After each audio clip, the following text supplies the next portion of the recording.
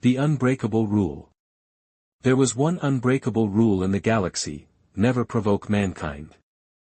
The warning wasn't shouted, no one dared to test it. It was whispered by fallen civilizations, etched upon shattered planets, encoded into the stars themselves. For centuries, extraterrestrial battle fleets had encircled Earth, waiting, watching. But deep within the planet, humanity's final and most devastating weapon slept, until now. A single voice pierced the silence: "You've knocked on the wrong door." And from that moment, the warning was answered. 1,000 cycles of silence ended, not with a roar, but with an icy, mechanical voice echoing through the Concordium Prime High Council chamber. It spoke like a curse. Even the elders shuddered. They had all heard the story, the one about the empire that mocked the warning and was erased from history. But not everyone listened. The provocation. Executive Rashtow stood defiant on the Karnic War Domain's command deck. His warlord, wrapped in crimson-scaled armor, sneered at the myth of Earth's ferocity. "Myths," he hissed. "They bleed like any prey." Lunar research outposts were established. Scientists, engineers, peaceful colonists relocated to the moon. They never had a chance. Karnic warships shattered the quarantine grid. Drop pods fell like steel rain. Molten death screamed across the lunar surface. Captured survivors were dragged before battered cameras. And live on a galactic broadcast, Rashtow crushed a human officer beneath his claw. "This is your warning, humans," he growled. "We are coming." The response. Silence followed. Then whispers beneath the Pacific Ocean. The signal reached Earth, and humanity responded. Alarms blared in the Strategic Deterrent Division's classified command center. The BIOS code lit up like fire. SWRD Protocol Omega activated. General Cash and Voss stood without a word. The launch bay fell still as he emerged. Black combat armor swallowed the red glow of warning lights. He moved like a predator stalking prey. His second-in-command, Commander Ilya Chin, stood motionless. Even battle-hardened veterans didn't speak. Sir Carrick's troops, once proud, backed away in silence. Voss turned to the massive blast doors leading to the Oblivion Fong's docking arm, his voice low and cold: "Now they get ours." Concordium ambassadors sent panicked messages: "Do not retaliate. Do not escalate." But Earth was already in motion. In the war room, Voss stood before his elite team, each hand-picked, each lethal. The Karnics sought legends. Earth sent them. His voice sliced through the tension: "They think we've forgotten war. Let's remind them." The ghost ship. The Oblivion Fong, a dreadnought banned by every interstellar treaty, rose in silence. Its hull, black as obsidian, absorbed the stars. Its drives vanished from detection. The second patrol ship disappeared in a flash. The third never sent a distress signal, just static. On the bridge of the Oblivion Fong, Voss watched the chaos unfold. No words, no survivors, no evidence. Commander Chin finally broke the silence: "The Karnics are retreating, sir." Voss gave the ghost of a smile. "They started the fire. We are the inferno." The Fong reappeared inside the Karnic home fleet. Within moments, kinetic rods tore through their capital ships. Particle beams carved paths of vapor. Panic erupted across the galaxy. "A ghost ship," they cried. The humans released it. Personal vengeance. On the burning bridge of the Karnic flagship, Rashtow gripped his chair in horror. "How?"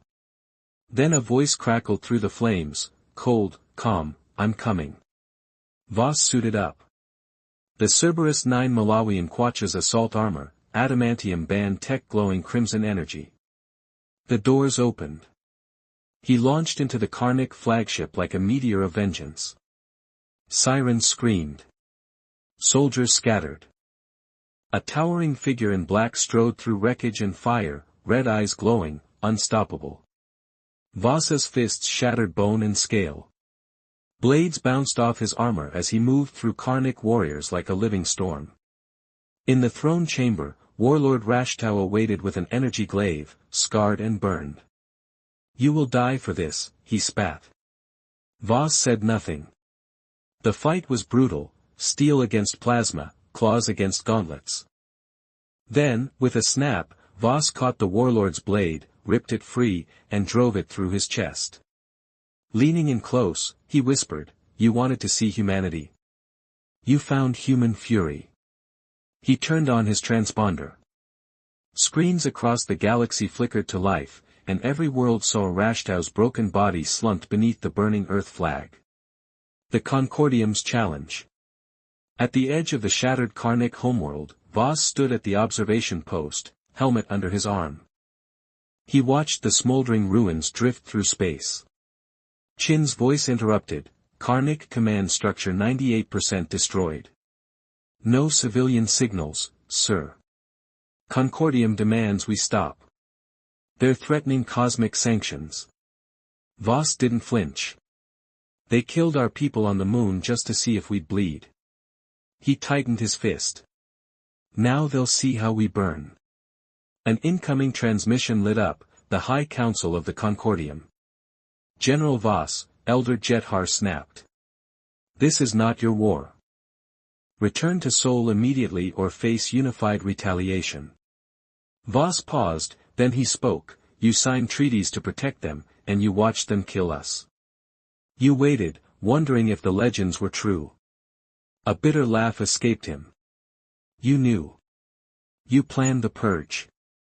Jethar's reply was sharp, "You won't survive what comes next." Vasa's eyes narrowed. "We always do." The crew around him stiffened. Commander Chin spoke low, "Sir, Earth has been declared rogue. Concordium fleets are mobilizing. The ship's AI, Spectre, activated, 12 armadas inbound. Engagement in 30 hours. Code Black initiated." No one had ever heard those words before. Code Black, total war. Vas locked his armor. As the plates sealed, he muttered, "They judged us by their standards. They forgot, we are not like them. Total war." As panic spread through the stars, one admiral dared to ask, "How do you stop a ghost ship?" No one answered. The Oblivion Fong uncloaked at point-blank range. Kinetic rods ignited entire fleets. Ships tried to scatter, but they were hunted one by one. 3 fleets gone, Spectre reported. Minimal resource expenditure. Chin warned, "They'll double their forces." Vas simply nodded and smiled.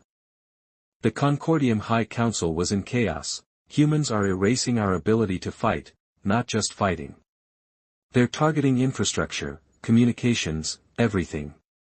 A single commander whispered what no one dared say, they were supposed to be extinct by now. Final coordinates arrived, Concordium Prime. On board the Oblivion Fong, Vas stared at the glowing image. Chin stepped forward, voice grim, "Sir, it's time." Without mercy, without survivors, the armada broke apart. Conflicting orders were yelled by panicked admirals as ships collided and fired into their own formations or ran away in fear. On the High Admiral's flagship bridge, the Supreme Admiral's ascendant spear, Veza's voice cracked over the emergency channel, her claws tightened, quivering, "How? You built your fleets on numbers. We built ours on survival." The Oblivion Fong showed up right next to the ascendant spear. And as he fired at close range, the alien flagship broke apart. Reports of terror turned into despair as soon as Concordium Prime returned, flooding in an 80% fleet loss. "The human vessel is methodically destroying us." The surviving fleet broke. The Supreme Elder whispered to no one, "This is extinction. Mercy and warning." Fong did not pursue Veza when he fled. The Oblivion floated silent as Fong gazed out at the quivering void. The galactic network crackled.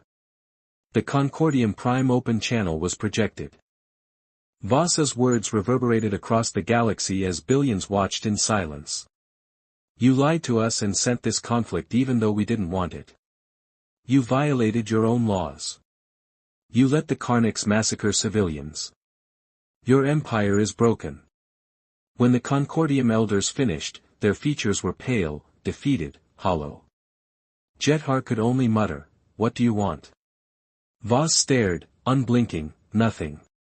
We don't want your empire, your homage, or anything else." He waited a single heartbeat. "We just want you to remember your alliances." The Oblivion's weaponry powered up again, this time aimed at the planet itself.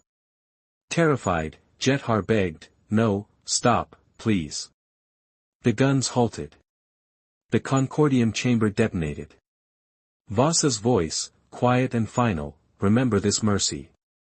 You had one chance." Silence hung like a razor. Then it became one, "Do not provoke us again."